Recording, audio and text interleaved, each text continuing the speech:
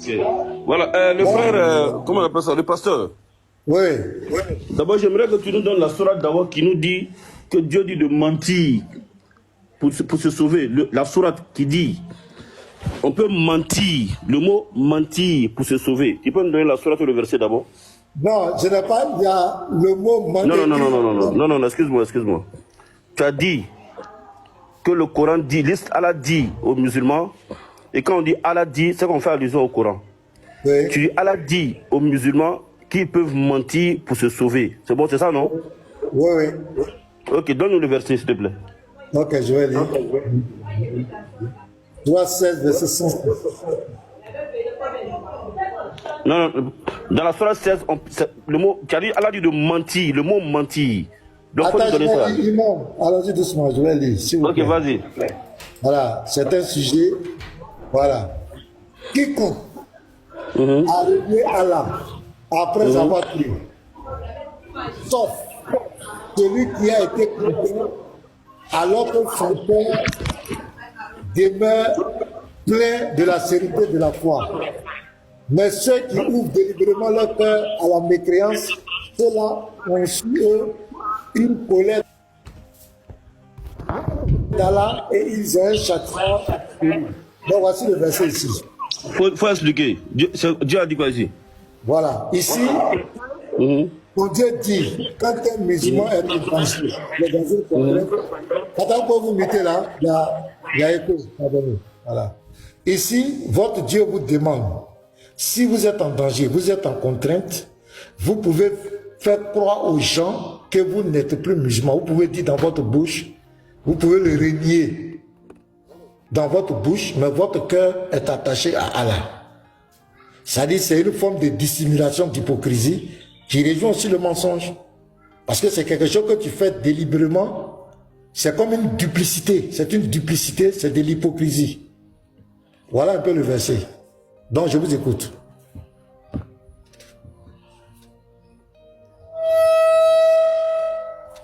Imam, démitez-vous, vous allez expliquer. D'abord, tu as vu que devant tout le monde ici, tu n'as même pas donné un verset où Dieu dit aux musulmans, comme tu l'as dit clairement, quand tu as dit, tu as eu besoin de commentaires ici pour faire venir le mot mensonge. Alors que quand il disait là, tu as dit, Dieu a dit dans le Coran aux musulmans de mentir. Alors que le mot mentir que tu as dit, c'est toi qui as créé ça, c'est toi qui as prononcé ça. Dans le verset, on ne voit même pas ça. Ça, c'est un. De deux. Voilà. Donc, déjà, ici, tout le monde a vu que tu n'as même pas eu un verset pour dire ce qui dit ça. Ça, c'est un. De deux. Oui, maintenant, on va expliquer. Il faut te calmer. Je voulais vous montrer d'abord aux gens que ce que tu as dit là, c'est même pas présent dans le Coran. Maintenant, c'est dans le tafsir qu'on va les retrouver ce que toi tu es en train de dire là. Et le tafsir, j'ai dit hier, n'engage que celui qui fait le tafsir. Et dans le tafsir, il dit là. Et le tafsir, j'ai dit hier, n'engage que celui qui fait le tafsir. Et dans le tafsir, on peut avoir des avis divergents. Ok. Ici, je vais t'expliquer quelque chose que tu dois savoir. Quand un verset est dans le Coran là, il faut tenir compte de ce qu'on appelle Sababun Nuzul, la cause de la révélation. Chaque verset qui descend avec une cause de révélation. Ok? Un verset descend dans un contexte. Les musulmans à l'époque, ils étaient, comment on appelle ça, oppressés. Les musulmans à l'époque, à la Mecque, ils étaient dans une situation, ils subissaient des oppressions, etc.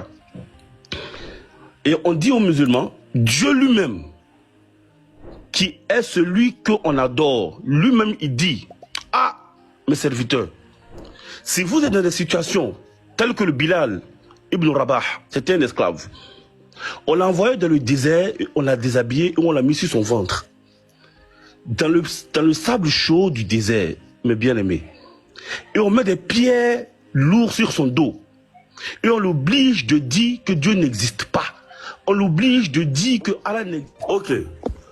Ces gens de personnes, comme Bilal ibn Rabah, qui étaient persécutés, qui subissaient tous les torts à cause de leur foi. Dieu leur dit, lorsqu'on torturait Bilal pour lui dire qu'il n'a qu'à renier sa foi, et il refusait. Dieu leur dit à ces gens de personnes, lorsque vous êtes persécutés de la sorte, moi je connais votre foi. Je sais ce qui est dans votre foi. Pendant que les gens sont en train de vous maltraiter, ils sont en train de vous affliger tout le mal.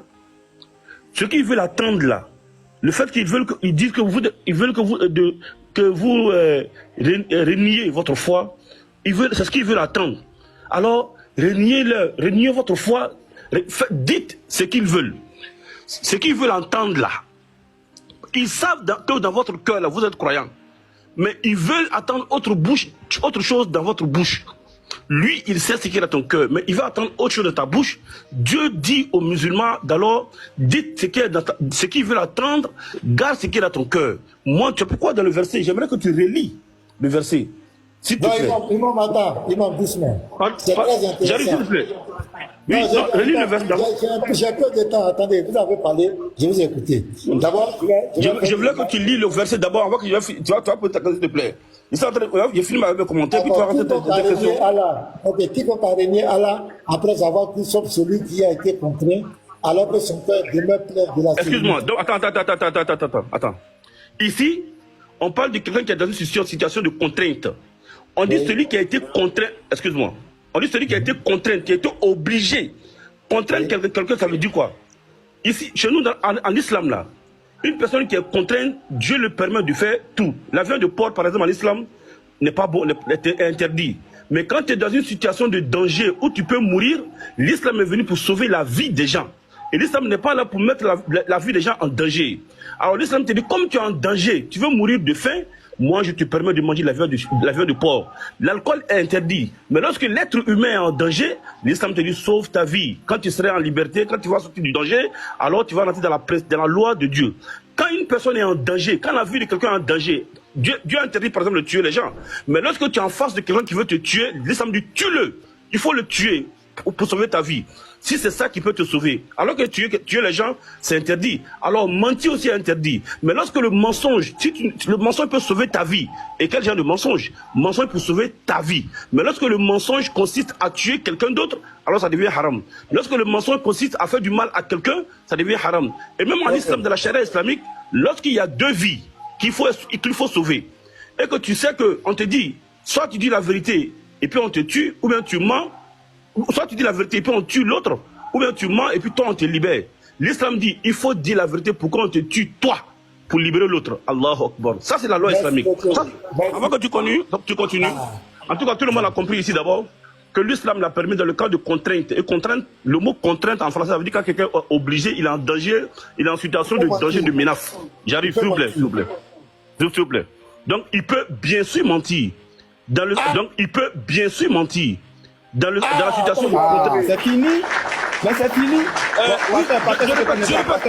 Partez un instant. Merci beaucoup. Donc, devant les 400 personnes, l'imam vient de reconnaître que l'islam autorise bien de mentir dans des cas de contrainte. Mais on va le soumettre au même exercice auquel il a soumis le pasteur. Imam, montre-nous le mot mentir dans le verset. Le mot mentir que tu as sorti là, montre-le-nous dans le verset. La même chose que tu as fait au pasteur là. Montre-nous le mot mentir dans le verset, s'il te plaît. Pasteur, s'il te plaît, imam, s'il te plaît. Pasteur, s'il te plaît, relis le verset et qu'il nous sorte le mot mentir, comme lui-même vient de prononcer. Je peux terminer avec ma logique d'abord. Non, s'il te plaît. Non, c'est pas comme ça on fait, s'il te plaît. Laisse-moi finir avec ma logique. Non, c'est pas comme ça on fait. Suite à un verset, on a bien déduit que l'islam autorise le mensonge. En cas de contrainte, il n'y a pas de problème. L'imam est monté et a fait comprendre à plus de 300 personnes que le mot mentir ne se retrouvait pas dans le passage et donc le pasteur aurait menti sur le verset en question. Ouais. À notre grande surprise, 2 minutes plus tard, l'imam même nous sort le mot mentir. Nous cherchons à savoir d'où sort le mot mentir dans le verset en question. S'il te plaît, pasteur, relis le verset pour tout le monde et que l'imam en question nous sorte maintenant le mot mentir du verset. S'il te plaît, pasteur, s'il te plaît. Monsieur Unique, moi je vais terminer avec ma logique d'abord, avant de rentrer dans votre propos, ok? Bien. Non, non, J'ai non, dit tout à l'heure. Non. Mais c'est pas comme ça, on fait un débat, s'il vous plaît. C'est pas comme ça, c'est fait. S'il vous plaît, Imam. Mais attends, on m'a donné une parole pour expliquer quelque chose. 2 secondes. Je ne veux pas parler de ce que vous voulez tant que je ne finis pas ce que j'ai pensé. Pas possible. Je t'ai compris. Je ne veux pas le faire. Pardon. Je ne veux pas le faire. Bon, je te demande pardon. Laisse-le parler, pardon. Merci. Pardon. Ok. Donc, je reviens sur mes propos. Pasteur, j'ai dit tout à l'heure, vous parlez seulement du mensonge. Mais le Coran même va loin. Le Coran même dit de tuer même quand on est dans la situation de contrainte. Ah, là, c'est encore plus grave que mentir. Le Coran même nous dit de tuer quand on est dans une situation de danger, en fait. Donc là même, c'est encore plus pire que mentir simplement. Quand on est dans la situation de danger, le Coran nous permet même de tuer celui qui veut nous faire du mal. Donc, si c'est tuer qui peut te sauver en ce moment, tue. Si dit quelque chose qui est contraire à ta foi, qui peut te sauver en ce moment, dis. Si courir qui peut te sauver en ce moment, cours. Peu importe ce qui peut te sauver. Lorsque tu es en légitime défense, ou bien lorsque tu es en contraire ou en position de danger, il faut te sauver. Pourquoi est-ce que j'ai dit que le pasteur a menti? Excuse-moi du mot, il ne mérite pas que je le dise comme ça. Mais pourquoi je dis que le mensonge a dit des contre-vérités? Parce que ce verset ne parle pas de mentir, le mot mentir. J'ai dit au pasteur de chercher le mot mentir. Parce que le pasteur a dit, quand il dit quelque chose, et que tu le dis sèchement, sans parler du contexte, les gens vont se dire, ah, c'est que le verset qu'il a dit là, c'est dans le Coran. Mais quand tu donnes le contexte, et que tu expliques clairement, on va comprendre que, ah, quelque part, le Coran parle de mentir, de se tuer, de se défendre ou de se sauver avec tous les moyens qu'on peut lorsque nous sommes dans le contrainte. Et je veux insister sur le mot contrainte. Contrainte, c'est quoi? Si dans ta foi, moi, tous ceux qui sont ici sur le panel là, pour ceux qui sont sincères, vont le reconnaître, mais pour ceux que je pense qui ne sont pas hypocrites, qui sont hypocrites, vont peut-être mentir ici, voilà. Mais nous savons très bien que chacun d'entre nous, quand nous sommes en danger face à quelqu'un qui veut nous faire du mal, si on peut le faire du mal premier, nous allons le faire. Personne d'entre nous ici. On sait que dans la Bible, il est dit, si quelqu'un te frappe sur la joue droite là, il faut le taper sur la joue gauche. Mais personne ici ne va enlever cette parole de Jésus dans son contexte pour dire, lorsqu'un braqueur veut t'attaquer, il faut te laisser, il va t'attaquer. Si tu peux te défendre, il ne faut pas te défendre, laisse-le voir faire ce qu'il veut. Parce que Jésus dit, quand quelqu'un veut t'agir sur le côté droit, il faut le donner au côté gauche. C'est faux. On va tous prendre bois, bâton, béton, même caillou, même pasteur lui-même. Il va prendre bois pour se défendre. Ah, pourquoi tu fais du mal à l'autre alors que Jésus dit de faire du bien aux gens? Parce que tu es en situation de... Vous avez rejeté le tapsi. Et ce n'est pas les moindres, ce sont vos savants. Vous avez rejeté ici. Et deuxièmement, vous avez voulu faire croire aux gens, et vous l'avez dit tout à l'heure, que quand moi j'ai dit que ce verset parle de mensonge, que c'est une contre-vérité. Mais imam, assumez votre religion. Tu sais, quand on vient sur la place publique comme ça pour parler de ces choses, c'est parce qu'on les a étudiés. On a écouté les musulmans, on a échangé avec plusieurs musulmans. Et ils nous ont donné leur avis sur ça. On a lu vos tests, vos sources, et on sait ce que ça veut dire. Quand on te dit, toi tu es musulman, et puis on te demande, est-ce que tu es musulman, parce que tu es contraint, et puis tu dis que tu n'es pas musulman. C'est un mensonge, mais ce n'est pas un mensonge. Démettez-vous, imam.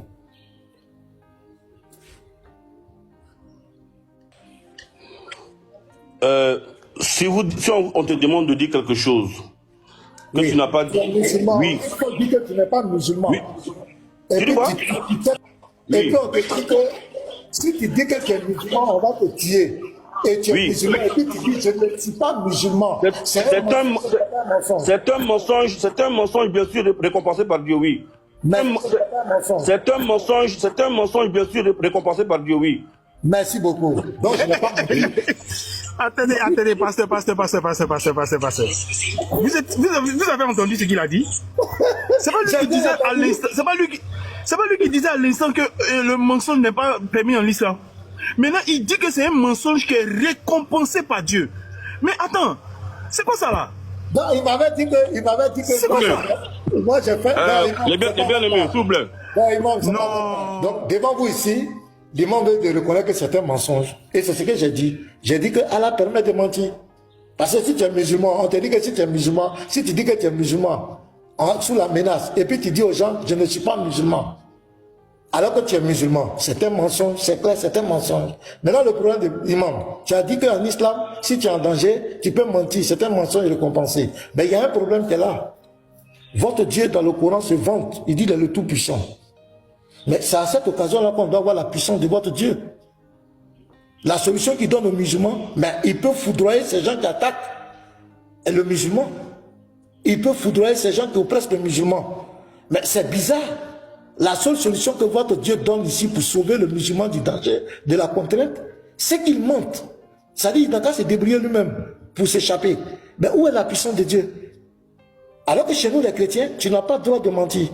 Tu n'as pas le droit de renier ta foi. Même si tu dois mourir pour ta foi, tu ne dois pas renier.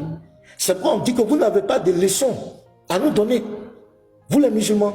Parce que chez nous les chrétiens, tu n'as pas le droit de renier ta foi. Même si tu dois mourir pour ta foi. Tu n'as pas le droit de mentir. Notre Dieu ne récompense pas le mensonge. Le mensonge, c'est du diable. Notre Dieu est clair. Donc, en aucun cas, en aucune occasion, Dieu peut permettre que tu mentes. Mais ce que vous dites est très grave, monsieur l'imam. Un Dieu qui récompense le mensonge, mais pourquoi il ne peut pas délivrer le musulman? Il a dit qu'il est le Tout-Puissant. Ce n'est pas lui qui dit ne soit pas le Tout-Puissant. Mais c'est ici qu'on doit voir la preuve. Mais la solution qu'il donne aux musulmans ici, c'est qu'ils mentent pour se sauver. Mais c'est grave. Et l'imam reconnaît ça. Ça dit que ça me donne la chair de coq. Vous n'avez pas dit chair de poule. Ça me donne la chair de coq. Garizim, la montagne de la bénédiction.